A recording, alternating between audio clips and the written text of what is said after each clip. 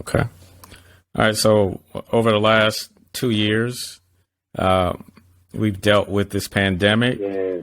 Um, like just talk about from the relationship stability standpoint, um, surviving COVID, the grief of losing loved ones, integrating back to normalcy, and the impact that could have on a relationship.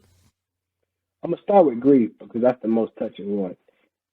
If you've lost someone that was very close to you due to this pandemic or any reason for that matter, or your spouse has lost someone or someone that you know has lost someone, you got to understand that you don't get over grief. You learn to live with it.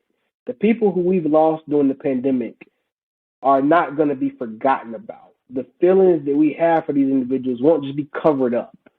So if you've lost someone or if you know someone that's lost someone, make sure that you're not approaching that person or even yourself with this mentality that you're just going to get over it. You're not going to get over it. They're not going to get over it.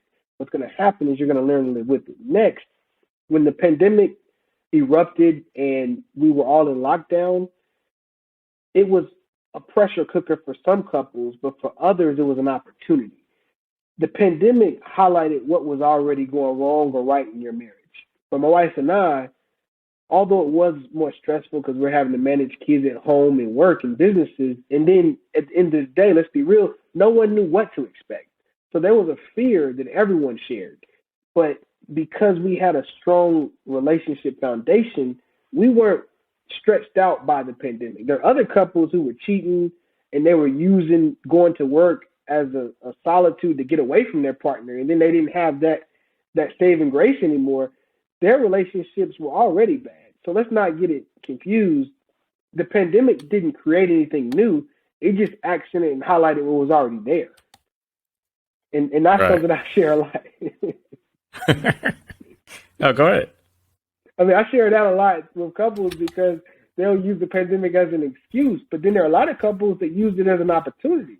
You'll hear partners say, look, we got real close being at home every day because we had to be each other's best friend. We had to be each other's listener and speaker and dance partner and personal chef and entertainer because we couldn't go anywhere else.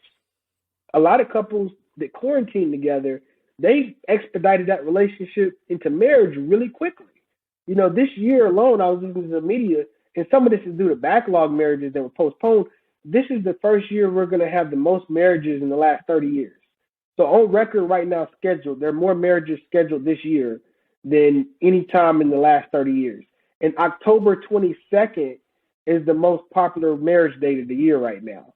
And I'm seeing an influx in couples wanting to do premarital education or premarital counseling, which is why I've actually launched premarital retreats. H2Hretreat.com. I offer a premarital dating retreat in person here locally in Charlotte, but I'm also starting in April. I'm going to be offering a marriage preparation course online.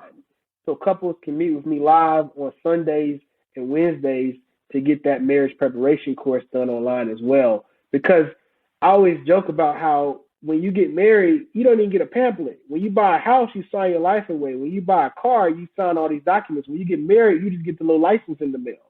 So no one's giving you instruction. And if you're bringing in bad instruction from your childhood or your parents' marriage or a prior marriage or relationship, then who's there to help correct that? So we really want to open up this stigma around needing therapy or help when it's already bad. Get it before it's bad. It actually works a lot better.